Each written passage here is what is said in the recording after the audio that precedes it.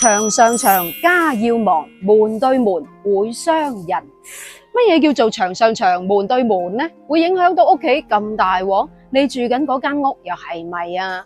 帶住呢啲問題繼續睇落去咯。先講下牆上牆。咁所謂嘅牆上牆有兩種形式。第一種形式就係喺原有嘅房屋嘅基礎上疊加上去，加裝一層又一層。呢一種現象喺農村係好普遍嘅，一層唔夠，加夠兩層、三層、四層，加得越高就越有面，越有身份地位咁話。咁關於呢個起屋嘅高度，有相關嘅古文就有記載過啦。天子之堂9尺，諸侯7尺，大夫5尺，士3尺。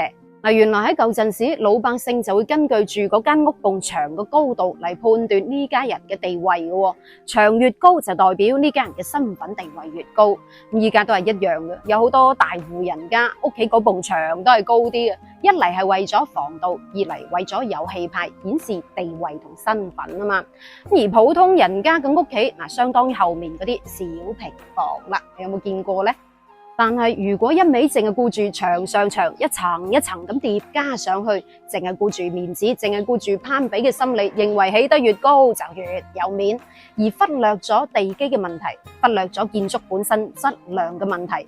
咁日日風吹雨曬，時間一長就可能會唔牢固，可能會冧落嚟，造成人員傷亡啦。咁呢一個其實關乎到安全隱患嘅問題。你知啦，舊陣時嘅建築材料冇依家咁好噶嘛，有啲係好水嘅，咁有啲用草木整嘅，用簡單嘅泥沙瓦磚砌砌埋埋起屋，而起屋嗰位有可能係村入邊隨便一個建築工人砌砌埋埋半桶水，咁就話動工噶啦。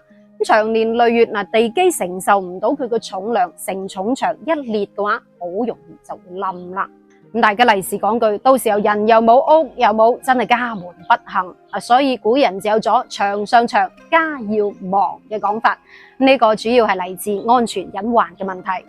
另外古人仲從風水角度去解釋，話每一棟房屋其實都有佢嘅氣場同埋格局。咁原有嘅房屋經過長年累月，就會同屋主嘅磁場產生作用啦，就會形成一種和諧平衡嘅狀態。咁一旦喺原有嘅房屋再加建多幾層，咁呢一種平衡就有可能被破壞啦。新起嘅房屋同原有嘅房屋可能就會發生衝突咯。呢一種衝突就可能導致屋主可能會家庭唔和諧啦，運勢唔好，事業唔順利咁話。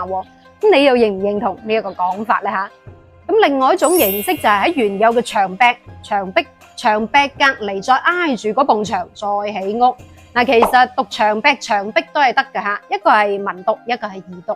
譬如話壁虎、壁虎都可以，一個係口語發音，一個係讀書音。咁但係平時我哋都唔會叫牆壁嘅，叫咩呢？叫牆根毯，都唔會叫壁虎喎，叫咩呢？叫鹽蛇或者偷鹽蛇啊嘛，係咪？咁講翻啦，點解起屋會有牆上牆嘅情況呢？一嚟係為咗慳地方，二嚟係因為家族壯大啦，人多咗啦，所以再喺隔離起多間屋。古人係好講究長幼尊卑嘅，就算起屋嘅時候都有分主人房、廂房、偏房等等嘅格局。屋企地位比較高嘅就住主人房，咁如此類推，長幼有序，唔會亂咗個輩分啊嘛。但係如果房屋出現牆上牆嘅情況，古人認為咁樣就會搞到原本房屋嘅格局亂晒龍，寓意輩分都亂晒，唔係咁老禮咁話。咁從科學角度去解釋，話牆挨牆咁樣起屋唔好，主要係擔心會出現排水不暢嘅問題。另外仲會擔心一埲牆傾斜到另外一埲牆嘅情況。咁一埲牆代表嘅係一個家庭嘅穩定同埋防護啊嘛。咁牆上牆嘅情況仲有可能會導致兩埲牆之間嘅空氣冇辦法流通。用古人嘅風水學嚟解釋，即係話會有一種死氣沉沉嘅狀態，住得耐自然冇咁精神，會影響到身體健康咁話。我夠知啦，空氣唔流通咪自然影響身體，冇咁精神啦，係咪？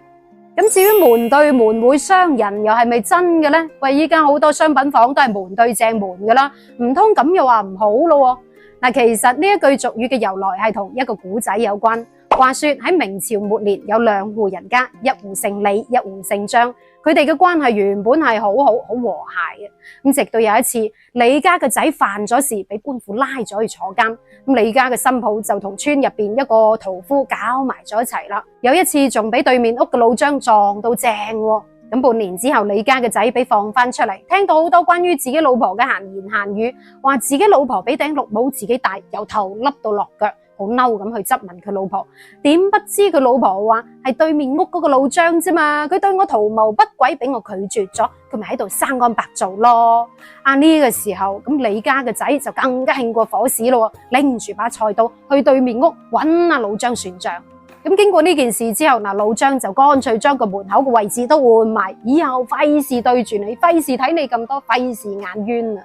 咁呢個古仔就講明咗一樣嘢，兩戶人家門口對正門口，就有可能自己做啲咩嘢都俾對面屋見到，冇晒隱私。所以你見到依家好多商品房，就算係門口對正門口都好，屋主都會揾一個屏風啊、金魚缸啊，又或者一個酒櫃嘅嘢遮一遮佢嘅。咁呢一個主要係關於個人隱私嘅問題。至於門對門會傷人，我認為係農村迷信嘅講法，話如果門口對住門口就會吸走對方嘅財富，大吸細咁話。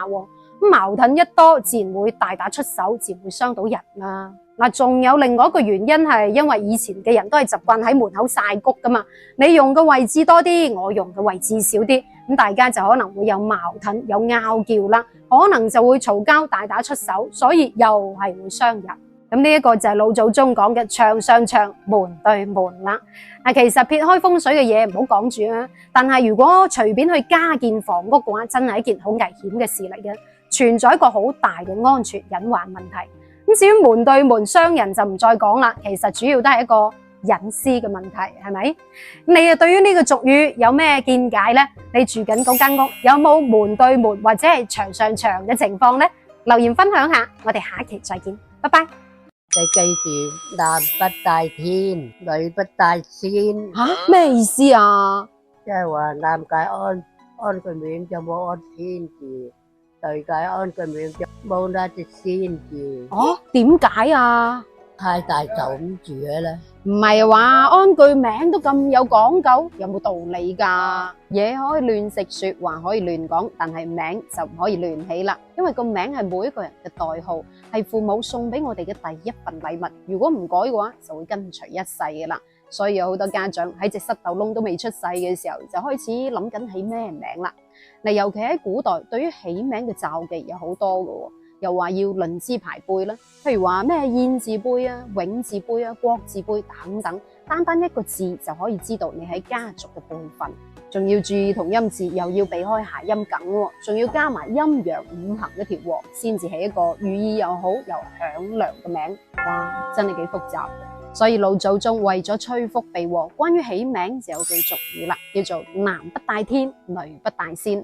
先講下男不帶天先，意思即係話男仔起名嘅時候個名唔可以有個天字。咁點解呢？我哋都知道天一方面係代表老天爺啊嘛，而另一方面喺古代只有95至尊嘅皇帝先至可以稱得上係天子，位居萬人之上嘅95至尊，咁天代表嘅就係至高無上嘅意思啦。如果平民百姓個名帶個天字，喺古代係可以好大鑊嘅，被認為係居心不良，係想謀反啦，定係想挑釁皇帝嘅。須知道喺封建社會，皇權係大於人權噶嘛，天子一發火，隨時都會血流成河嘅。咁所以古人改名一般就會避開個天字，認為個天字係天子先係用得嘅，普通老百姓用咗係會受唔起，驚那事上身咁話。咁講到呢度又舉個例子咯。話說喺北宋初年有個官叫做劉溫，咁呢個字普通話讀數，粵語讀守。劉溫守，守字係指年老男人嘅意思。咁老手同守無欺都係用呢個守。呢個劉溫守佢一世人都唔敢去華山、泰山、衡山、嵩山、衡山呢5岳名山噶。點解呢？好簡單，因為劉溫守嘅父親叫做劉岳。咁5岳名山有個岳字喎，所以劉溫守就要避忌下啦。又譬如話漢朝嘅漢宣帝劉詢，咁佢原名叫做劉病已，但係登基之後費事老百姓成日講個病字，所以乾脆自己改名叫做劉詢啦。又譬如話明代思想家最後一位聖賢王陽明，佢曾經有個名叫做王雲嘅，因為佢阿媽陀咗佢超過10個月先至生佢。咁喺出世之前，佢屋企人曾經夢到過天神攬住一個蘇蝦從天而降，所以佢嘅功弟就將佢改名為王雲啦。但係點知佢5歲啦，都仲未識得講嘢，咁屋企人急晒。咁後嚟佢父親又受到高人指點，話佢個名唔適合有個雲字，會道破天機，所以就改咗佢，又將佢改名為王守仁啦。呢一個係佢本名。咁你睇，連聖賢都咁啦，更何況係普通嘅老百姓，係咪？喺古代，無論係君主啊、尊長個名都唔可以直接講出嚟，唔可以直接寫出嚟嘅，更何況係個名有個天字咁緊要啊！所以古人就認為啦，個名係唔可以有個天字，一嚟係表示敬天，二嚟係表示唔敢改個咁高調、咁招搖嘅名，驚受唔起、受唔住咁話。咁女不帶仙又點解呢？女仔有個名有隻仙字就唔好，點解啊？得仙就仙唔好。之所以話女仔嘅名唔可以帶嘅仙字，嗱，因為老一輩嘅人認為呢個仙係表示神仙、仙女、仙姑，又或者係皇后化身嘅意思。按照老一輩嘅講法，呢個天啊、仙啊都係有神仙嘅寓意嘅。如果平民百姓個名都有呢啲字眼，就等同於凌駕喺神仙之上，太過耀眼，係大忌咁話。又驚會冇福消受，唔單止唔可以帶嚟福氣，仲有可能會招惹不必要嘅麻煩。咁所以逐漸就對呢個天啊、仙啊嘅字眼敬而遠之，民間就有咗男不帶天，女不帶仙嘅講法啦。民間仲流傳一種講法嘅，話越賤嘅名就越好生養，譬如話嗰啲狗蛋、鵪鶉啊、鐵柱啊，又或者係蝦仔啊，咁女仔就叫阿花、阿紅、阿梅、阿燕、阿嬌，呢啲聽起身覺得好娘、好老土，係咪？但係按照老一輩嘅諗法係話，咁樣越簡單越純樸嘅名，細路哥就會越快高長大咁話。但係關於呢個起名嘅禁忌，放到依家有冇道理呢？係咪起個名會太大嘅話，就驚細佬哥壓唔住啦吓？咁喺玄學嘅角度嚟講，嗱，其實真係有咁嘅講法嘅。嗰啲起名嘅大師認為，一般就唔建議改天啊、仙啊咁樣嘅字眼。如果一定要改嘅話，要麼就鎮得住，日後係人中龍鳳；要麼就鎮唔住，前路一片坎坷。咁科學依據肯定係冇噶啦，無非都係因為當時候生活條件差，醫療水平又落後，有咩損手爛腳嘅嘢都賴天賴地賴個名，得出嚟嘅無奈之舉嘅啫。只不過係一種精神嘅寄託。咁呢啲俗語啱當時候用，未必啱依家用。今非昔比啊！依家條件好咗，好多人個名都帶個天字、帶個仙字、帶個雲字噶啦，係咪？咁至於起名呢家嘢，冇咩罩忌唔罩忌嘅，只要避開諧音梗，避開生僻字，避開古人嘅名，唔好話因為你想望子成龍、望女成鳳，對細佬哥期望太大，幫佢改個格局太大嘅名就得啦。咁你又認唔認同呢個男不帶天，女不帶仙呢？你嘅乳名係乜嘢呢？只係你屋企人知嗰個乳名啊！留言分享下，我哋下期再見，拜拜。人怕臘月死，更怕臘月生。臘月有咩咁恐怖呢？點解又怕喺臘月瓜老襯，又怕喺臘月出世嘅呢？臘月出世有咩唔好啊？屏幕前有冇臘月出世嘅朋友仔啊？有嘅話，繼續往下睇落去啦。我哋先了解下咩叫做臘月咯。臘月係農曆最後一個月，即係12月。咁點解會叫做臘月呢？係因為12月正正係同正月新舊交接嘅時段，唔係周朝時期開始呢個月份祭祀活動就比較多噶啦。當時候嘅祭祀活動叫做臘祭，而風乾嗰啲肉類叫做臘味、臘肉，咁嗰個月份就自然叫做臘月、臘冬噶啦嘛。仲有一種講法係話，因為臘又通獵，臘祭其實就係獵祭，係指獵取禽獸祭祀祖先嘅意思。係祈求嚟緊新嘅一年可以五穀豐登、風調雨順、六畜興旺咁解。所以喺農村，臘月呢個月份係有好多禁忌嘅，例如話唔可以喺臘月訂婚，唔可以喺臘月搬屋，又話唔可以喺臘月動土，仲有正話講嗰句人怕臘月死，更怕臘月生嘅講法。咁字面上嘅意思即係話人喺臘月出世，比喺臘月瓜老襯更加得人驚。點解會咁講呢吓？我哋先講下人怕臘月死咯。咁呢句說話其實同古時候嘅生活條件差、醫療水平低有關嘅。咁古時候嘅人嘅平均壽命係好短嘅，好多老人家都捱唔過寒冬臘月，尤其係北方啊，天寒地凍，取暖嘅方式又有限，咁所以導致一啲本嚟就有身體疾病嘅老人捱唔過呢個冬天。所以自古以嚟就有老人難過冬嘅講法啦。咁另一方面，臘月一過就係正月，就快過年㗎啦嘛。如果有老人喺呢一個月份過身嘅話，就變成喜慶嘅事同喪事相撞啦。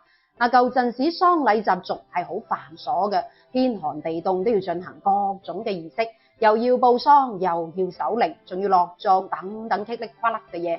本嚟年底嘅積蓄都所剩無幾啦。如果呢個時候有老人過身，仲要花一筆錢去置辦喪禮嘅嘢。對於以前貧苦人家嚟講，都係一筆好大嘅開支嚟嘅。咁如果要麻煩到親戚朋友幫手咯，咁新年流流就變成差落人情債啦。咁講到債，其實過年對於以前啲貧苦人家嚟講，應該叫做年關先係啱，因為有好多貧苦人家喺之前爭落嘅錢，到咗年底嘅時候就會俾債主追債噶啦，甚至有啲為咗避債唔敢翻屋企過年嘅都有。例如話有部戲叫做《白毛女》，裏面嘅楊白勞就係因為還唔到錢俾債主黃世仁，經常出去避債，咁最終就將自己嘅女起而抵押俾債主黃世仁啦。所以對於以前嘅窮人嚟講，臘月係手頭最緊嘅時候，又要還債，又要置辦過年嘅嘢，又要交地租喎。如果呢個時候仲要置辦埋喪禮嘅話，真係屋漏兼逢連夜雨啊！咁再講啦，屋企有老人過身，肯定係好傷心嘅，好遺憾唔可以一齊過埋呢個年，咁可能仲會搞到成年都好哀傷。喺咁樣嘅情況之下，所以老祖宗就有咗呢一句俗語：人怕臘月死啦。其實主要都係因為當時候嘅生活條件差，咁取暖嘅方式又有限，親人就算喺年底過身，都有可能冇錢去置辦呢個喪禮嘅原因。咁當然啦，呢個問題依家係唔存在嘅嚇。至於更怕臘月生又點解呢？按道理臘月過後就係正月，就快過年嘅咯。如果屋企添丁呢個時候應該係值得開心嘅事嚟噶嘛，喜上加喜啊嘛，係咪？但係點解喺臘月出世嘅人咁得人驚，比起老人喺臘月過身更可怕呢？其實呢一度講嘅臘月出世，唔係話喺臘月出世嘅人就話係命唔好或者係運勢唔好咁解，而係指喺臘月出世嘅人過程會比較艱難。呢一個都係因為以前條件比較差，寒冬臘月都係靠着多兩件衫取暖嘅。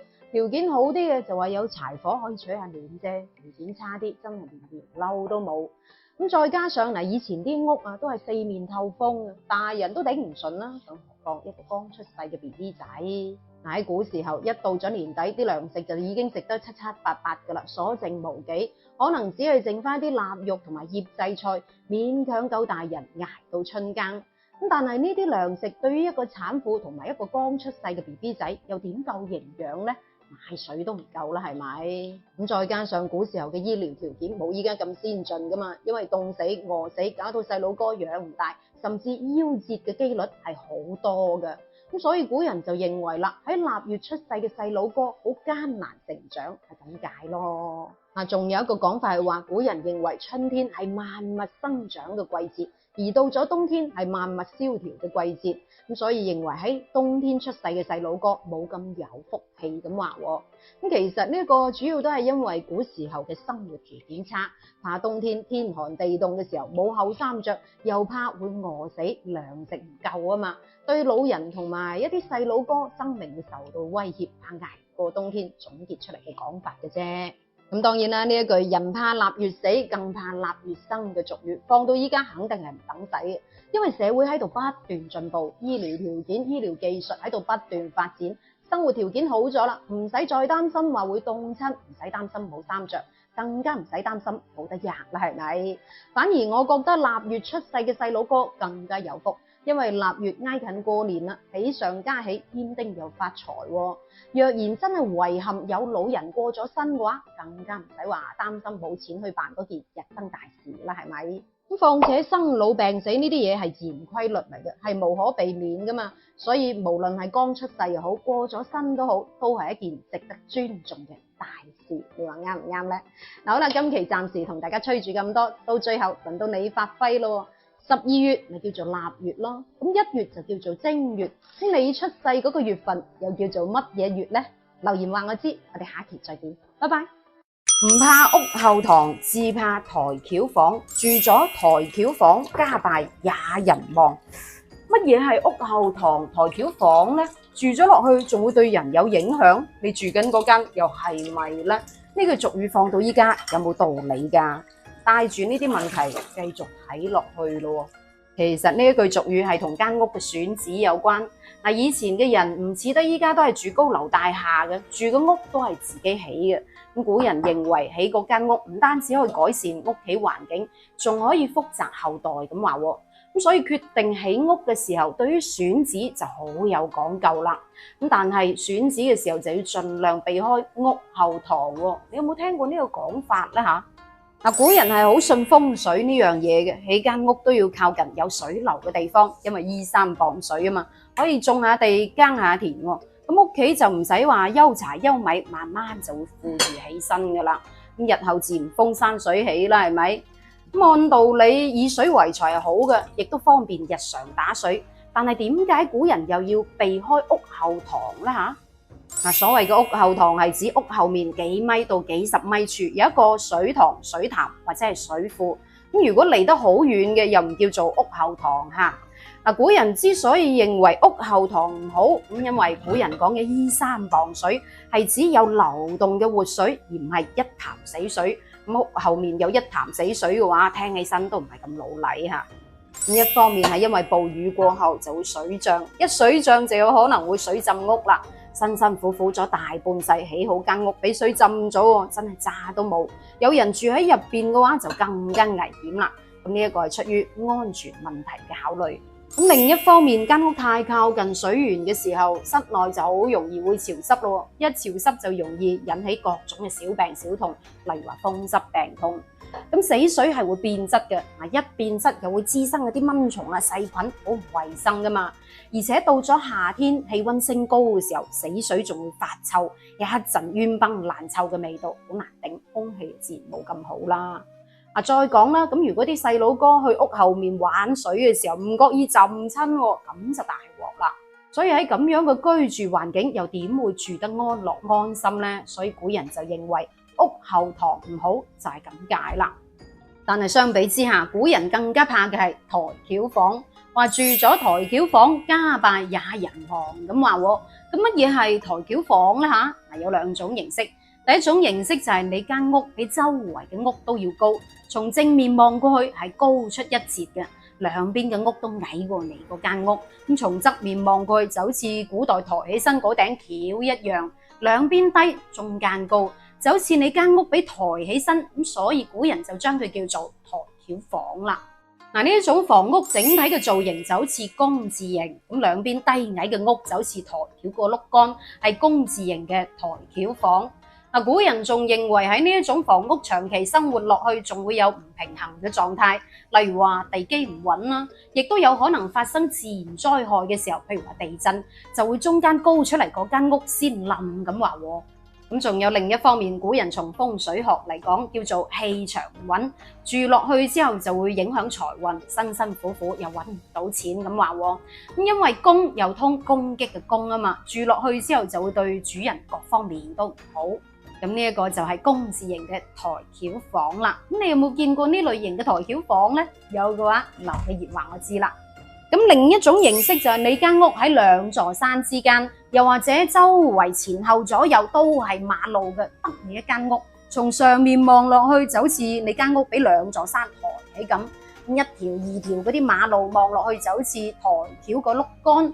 咁整體嘅佈局就好似一個井字形，呢一個亦都叫做抬轎房，係井字形嘅抬轎房。咁古人認為井字形嘅房就好似俾困喺入邊一樣。你睇翻個井字啦，四周圍都係圍住嘅，得中間係空，喺裏面就好似感覺俾困住一樣。咁從安全嘅角度嚟講，因為四周圍都係開闊嘅土地，周圍都係好空曠嘅，得你一間屋喺度。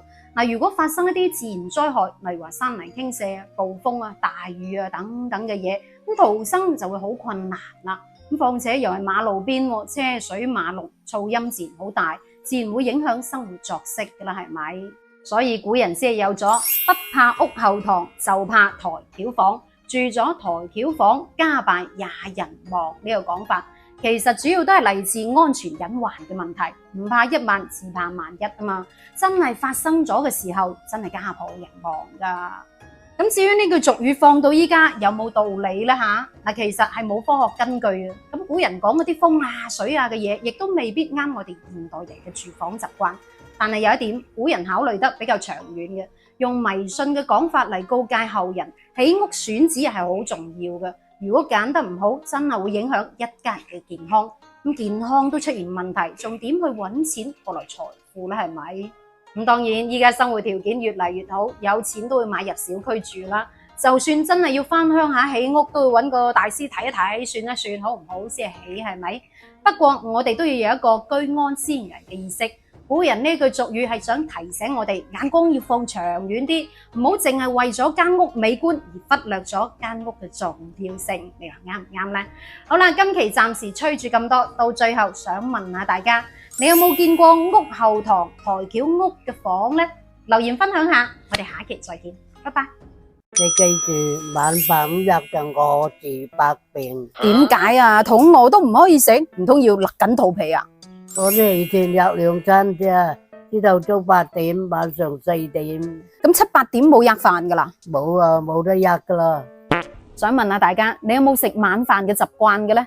你認為食晚飯健康定係唔食晚飯健康呢？呢個話題一直都有爭議。有人認為晚飯肯定要食嘅啦，一日3餐係要有規律噶嘛。成晚流長唔食晚飯嘅話，邊個頂得順至得噶？係咪？亦都有啲養生嘅人認為晚飯可以唔食嘅，因為咁樣先會更加健康咁話。加上古人話齋，晚飯不吃，餓治百病。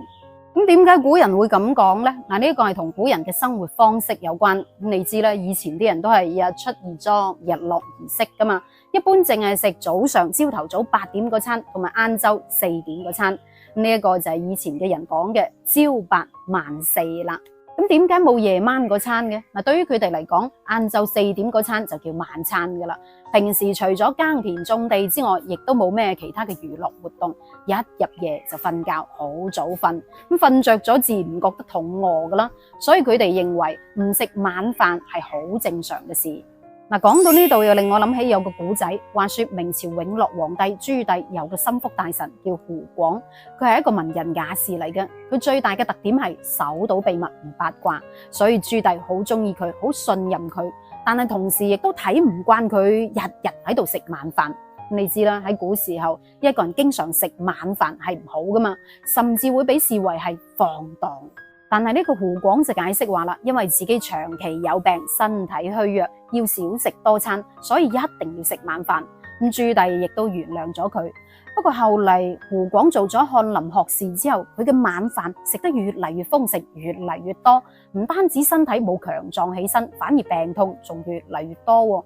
咁喺佢37歲嘅時候就已經賣咗下鴨蛋啦。喺古代中醫仲有過午不食嘅講法，咁呢個午指嘅係中午11點至到下午1點，過咗下午1點之後就唔會再進食啦。一嚟為咗提倡節約糧食，二嚟為咗養生咁話。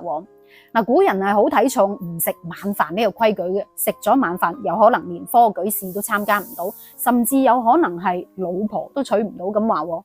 所以民間就傳言話晚餐不食，餓治百病啦。點解後尾又會興咗吔晚飯嘅呢？呢一個係喺新中國成立之後，蘇聯有位專家提出一日3餐先至合理嘅，話如果每日將啲食物堆埋喺中午嚟食，就會損害腸胃咁話。咁點食呢？遵循3-4-3嘅原則，即係話早上食全日糧食嘅30%，中午又食全日糧食嘅40%，而到咗晚上又食翻30%咁話，咁樣先係叫做營養又科學。咁喺當時嚟講，蘇聯專家嘅號召相當於聖旨咁嘅，咁大家響應號召，開始齊食晚飯咯。不過有啲農民都唔受呢一套嘅，喂，我慣咗一日食2餐嘅，一直都係咁過嚟噶啦。忽然之間你要我食多餐，我肯定唔制啦，係咪？咁蘇聯專家就好嬲啦。到咗1959年嘅時候，中國農村有咗人民公社之後，咁啲專家就諗咗條屎橋出嚟咯，免費請農民食霸王餐，一日3餐都係免費嘅，任食唔嬲。喂，有得食唔食，罪大惡極啊嘛，唔使錢嘅，唔食就笨啦，所以大家都開始食7禁食。但係日日咁食都唔係辦法㗎，江山都俾佢食崩啦，老百姓仲食到周身病痛。點解呢？因為忽然之間暴飲暴食啊嘛！哇！呢一下慘慘豬啦，老百姓唔單止將所有嘅儲備糧食都食晒，仲要搞到周身病痛。之後一餓就餓咗3年，用咗3年時間先至可以度過呢個糧食嘅困難時期啊！但係當時候個老百姓已經習慣咗1日3餐啦，尤其係晚飯一定要食。後嚟喺改革開放之後，嗰啲飯館開得越嚟越多，夜晚就最好生意。咁自此以後，大家就慢慢養成咗1日3餐要食晚飯嘅習慣啦。咁係咪話晚餐不食餓治百病咁神奇呢？嗱，其實好多人理解錯咗呢句說話嘅意思。餓治百病唔係話直頭唔好食飯，挨住肚餓咁樣瞓覺，唔係咁解，係要限制糧食嘅攝入量，唔好暴飲暴食。咁要點食呢？嗱，我哋經常咪咁講嘅，早上食得似平民，中午食得似皇帝，晚上食得似乞兒。咁早餐係一定要食嘅，晚上就要食少啲啦，保持一個飢餓嘅狀態。因為人嘅新陳代謝係從凌晨嘅4點至到第2日下午嘅4點，到咗晚上嘅時候，人嘅新陳代謝就開始下降噶啦。咁所以就要食少啲，食得似乞兒啦。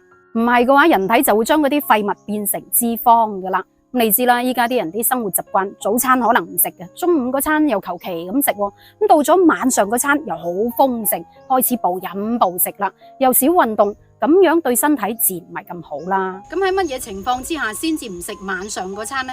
嗱，譬如話中午食得太飽，又或者過咗午飯先嚟食，食得太晏，晚上已經食唔落啦，又或者係嚴重肥胖，要節食減肥，咁樣嘅情況下就可以唔食晚上嗰餐啦。所以話人嚟鐵，飯嚟鋼，日晚飯唔可係 A 百病個。冇錯啦，想要身體健康，每餐食7分飽就夠啦。均衡飲食，多啲食水果蔬菜，根據唔同嘅體質嚟決定食唔食呢一餐晚飯，咁樣身體先會健康噶嘛，係咪？咁到最後，阿婆話要問下你，你日日幾多餐？有冇晚飯？有冇宵夜？留個言啦，我哋下一期再見，拜拜。人有3不親，邊3個唔親呢？親戚都咁現實。第一個就係阿姨嘅老公，第二個係阿姑嘅老公，咁第3個就係舅父嘅老婆。嗱，呢3個好明顯同我哋係冇直接嘅血緣關係嘅。你同佢哋親唔親呢？點解又會唔親呢？嗱，首先我哋要搞清楚，阿姨嘅老公叫姨夫，指嘅係自己老婆嗰邊或者係阿媽嗰邊姐妹嘅丈夫，即係自己姨仔嘅老公。嗱，有啲地方唔係叫姨夫嘅吓，叫姨丈、姨爹、姨爸、姨爺等等嘅叫法，講嘅都係同一個人，只不過係輩份唔同嘅叫法嘅啫。譬如話你同佢係同輩，你比佢嘅輩份高啲，咁你就可以將佢叫做姨夫。如果係晚輩稱呼長輩，佢比你嘅輩份高啲嘅，呢個時候你就要將佢叫做姨父啦，因為有個父字顯得更加尊敬嘅意思啊嘛。不過依家好多地方都冇分得咁清噶啦，通常都係叫姨夫啊，或者係姨爹姨丈嘅啫。咁你家鄉又點樣稱呼姨夫阿姨嘅老公嘅咧？你同阿姨嘅老公又親唔親呢吓？咁再講下阿姑嘅老公咯。嗱，阿姑嘅老公佢即係父親嗰邊嘅姊妹嘅丈夫。咁阿姑嘅老公通常叫咩咧？叫姑父、姑丈、姑爹、姑爸，講嘅都係同一個人。佢同時亦都係我哋阿公阿婆嘅女婿。咁搞清楚稱謂之後，嗱，我哋就要講翻點解同阿姨嘅老公、阿姑嘅老公唔親呢？首先係因為佢哋同我哋係冇直接嘅血緣關係嘅。譬如話婆弟要嫁女啦，咁自此以後呢個家庭就多咗一個姨丈咁樣嘅物體。嗱，又譬如話我哋嘅姑姐，即係阿婆嘅女要出嫁啦，咁呢個家庭自此以後就多咗一個姑丈咁樣嘅人。但係姨夫同姑父呢兩個人喺未同我哋嘅姨媽姑姐結婚之前，我哋係唔識嘅，亦都冇咩交集，冇咩童年嘅回憶，自然就唔親噶啦嘛。除非有一種情況，咁自細姨夫姑父就睇住我哋大，喺我哋好細個嘅時候，姨媽姑姐就同佢哋結咗婚噶啦。可能好細個嘅時候，佢哋仲因為追我哋嘅姨媽姑姐，買過好多零食嚟收買我哋。喺咁樣嘅情況之下，可能帶俾咗我哋多多少少開心嘅童年回憶。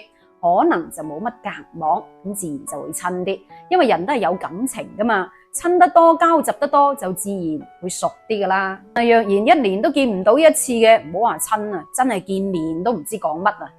咁你又同你嘅姨媽親啲，定係同你嘅姑媽親啲呢？吓？咁除咗姨夫同姑父之外，仲有一個唔親嘅就係舅父嘅老婆舅母啦。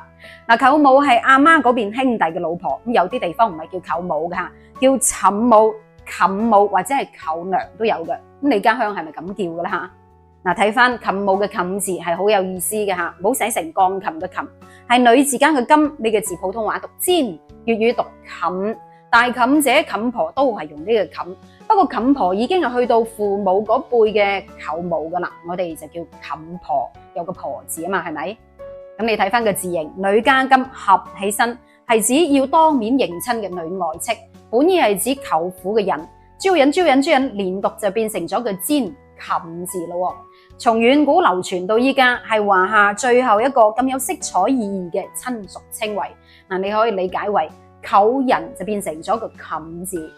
嗱，譬如話喺陝西嗰邊啦，對於舅父嘅老婆就有大細之分啦。如果舅父比自己阿媽大嘅，就會將佢老婆叫做冚媽；比佢自己阿媽細嘅，就會將佢老婆叫做冚娘。有長幼順序之分嘅。咁你家鄉有冇咁樣分嘅啦吓？咁講翻轉頭啦，點解同舅父嘅老婆冚母又會唔親呢？除咗因為係冇血緣關係之外，呢一個冚母仲係從其他人家嫁過嚟嘅。雖然唔比起姨夫同姑父多咗幾分接觸，但係都係冇幾親嘅感覺。咁呢一個可能係因為經常見到自己婆弟同冚母發生一啲婆媳關係嘅矛盾，喺自己人嘅角度就覺得舅母係一個壞咗嘅人，咁自然就對佢冇咩好感啦。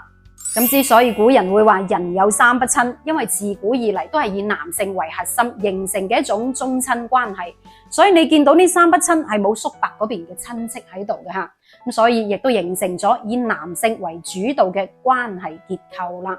嗱，譬如話依家喺農村都係嘅，兄弟結咗婚之後，咁嬸母仲有可能係住埋一齊，但係如果姨媽姑姐嫁咗人之後，就好似嫁出去個女潑出去個水咁樣。呢一個亦都可以反映到女性喺宗族地位嘅缺失。咁譬如話《紅樓夢》，大家都應該有聽講過啦。賈寶玉同林黛玉就係兩老表嘅關係啦。咁林黛玉嘅父親林如海，對於賈寶玉嚟講，正如係三不親裏面嘅姑長。嗱，賈寶玉對於姑父係冇咩感情㗎，甚至姑父過咗身嘅時候，佢都只係仲諗緊林妹妹嘅啫。所以少接觸係冇咩感情唔出奇嘅嚇。咁當然啦，呢一個人有三不親，放到依家未必啱使嘅。姑長、姨長、冚母都未必話唔親嘅，因為好多時候我哋同親戚嘅親疏關係唔係話淨係睇有冇血緣關係或者距離嘅遠近，好多時候可能仲會睇佢份人點啊，值唔值得來往，有冇經常來往去維繫呢一段關係。再親嘅親戚如果冇經常交接嘅話，都會變得唔親。再疏嘅親戚經常走動都會好親嘅。